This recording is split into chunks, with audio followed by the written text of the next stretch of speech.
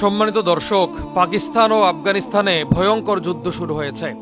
পাকিস্তানকে স্মরণ করিয়ে দিতে চাই যে তোমরা বাংলাদেশের সঙ্গে যুদ্ধ করে পারো নাই, তোমরা কিভাবে আফগানিস্তানের সঙ্গে যুদ্ধ করে পারবে? আফগানিস্তানি সেনাবাহিনীদের কাছে তোমরা শিশুর মতো, হয়তোবা তোমাদের কাছে শক্তিশালী যুদ্ধ বিমান আছে, পশ্চিমাদের দেওয়া শক্তিশালী যুদ্ধাস্ত্র আছে, কিন্তু আফগান ভাইদের কাছে আছে ঈমানের শক্তি, যে শক্তির কাছে তোমরা নিছক, যে শক্তির কাছে তোমরা শিশু মাত্র। জানি না এই যুদ্ধের ফলশ্রুতিতে পৃথিবীতে কি বিপর্যয় নেমে আসবে, তবে পাকিস্তান যা করছে সম্পূর্ণ ভুল করছে। আমেরিকার মদতে পাকিস্তান আফগানিস্তানে হামলা করেছে।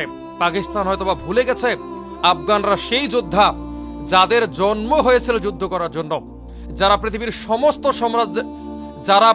সমস্ত সাম্রাজ্যের সঙ্গে যুদ্ধ করেছে। রাশিয়ানকে তারা ভাগিয়েছে, আমেরিকাকে তারা ভাগিয়েছে, আজকে পাকিস্তান তাদের দেশে গিয়ে যুদ্ধ করছে। আমার মনে হয় পাকিস্তান এবার যতটা ক্ষতিগ্রস্ত হবে, পৃথিবীর ইতিহাসে পাকিস্তান কখনো এতটা ক্ষতিগ্রস্ত হয়নি। পাকিস্তানকে স্মরণ করিয়ে দিতে চাই যে তোমরা বাংলাদেশের সঙ্গে যুদ্ধ করে পারো নাই, তোমরা কিভাবে আফগানিস্তানের সঙ্গে যুদ্ধ করে পারবে? আফগানিস্তানি সেনাবাহিনীদের কাছে তোমরা শিশুর মতো, হয়তোবা তোমাদের কাছে শক্তিশালী যুদ্ধ বিমান আছে, পশ্চিমাদের দেওয়া শক্তিশালী যুদ্ধাস্ত্র আছে, কিন্তু আফগান ভাইদের কাছে আছে ঈমানের শক্তি, যে শক্তির কাছে তোমরা নিছক, যে শক্তির কাছে তোমরা শিশু মাত্র। তো সম্মানিত দর্শক, আমরা চাই দ্রুতই এই যুদ্ধ থামুক, আমরা চাই দ্রুতই যেন যুদ্ধবিরতি কার্যকর হয়। কেননা দুইটি মুসলিম দেশের মধ্যে সংঘর্ষ শুরু হলে পশ্চিমারা এই দুইটা দেশকেই ধ্বংস করে দেওয়ার ষড়যন্ত্র করবে।